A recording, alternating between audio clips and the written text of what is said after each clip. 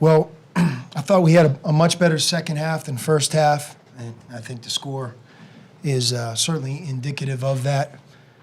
You know, the final margin, it was really a tale of two games, the first half game and the second half game. And I thought our rebounding, and really everything, but in particular our rebounding was much more who we need to be than we were in the first half. So much of these games is about learning. And I thought our team grew up tonight and learned a lot about ourselves.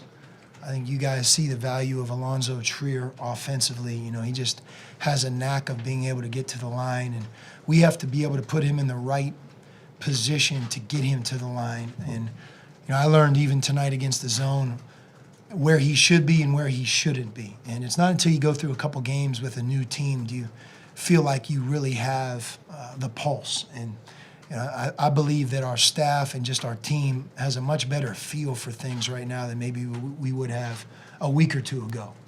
I also just want to thank our crowd. You know, I watch games like everybody, and you see some of these November games, and it's like maybe they misreported the game date on the season ticket. You know, I'm watching TV, and there's like 1,000 people there. You know, it's amazing. And 6 o'clock tip, Bradley, 14,000, man. It's awesome. And we never take that for granted. And, you know, I think part of what I hope our crowd feels is, you know, we won 40 in a row tonight. And only at a place like Arizona would that streak not compare to some others, which is an amazing credit and testament to our program when you consider. I think the other two that are longer than the one we have is, 81 and 70?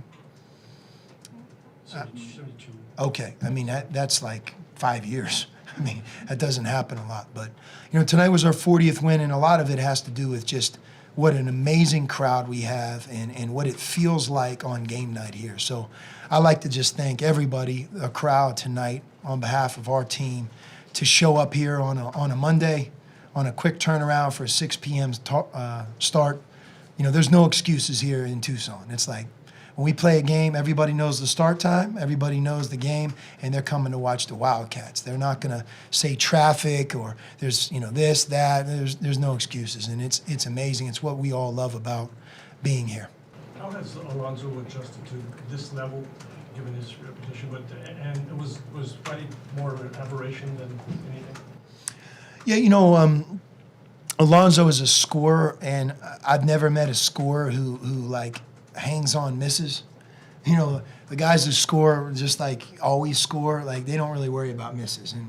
And I mean that in a positive way. You think like, wow, he went 1 for 10 in a season opener. He must really be bothered by it. No, I think if he had an 11th one, he would have taken it. And that's what you love about him. The thing that I love the most about Alonzo is he is the hardest worker that I've ever been around. I mean, and this dates back to my back-to-back summers being with him at USA Basketball and watching him early in his career here at Arizona. Nobody's in the gym earlier, nobody stays longer, and nobody's more consistent than him.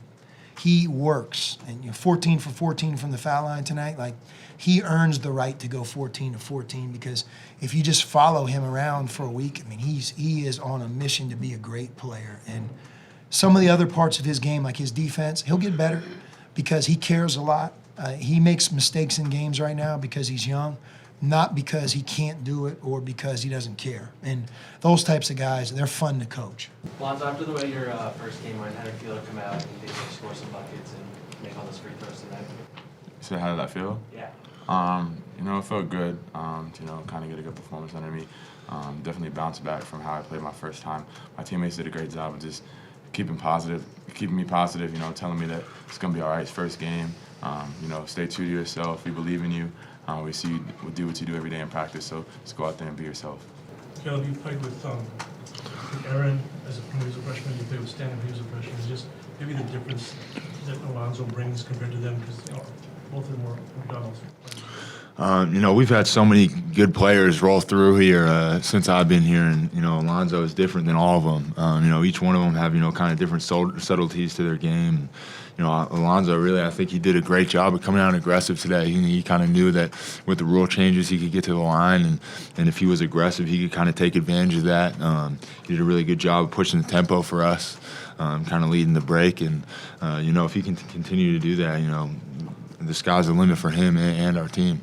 Is that most of your game, kind of get into the lane and create something, maybe get bumped or whatever? Definitely, just being aggressive, making the defense, respect me.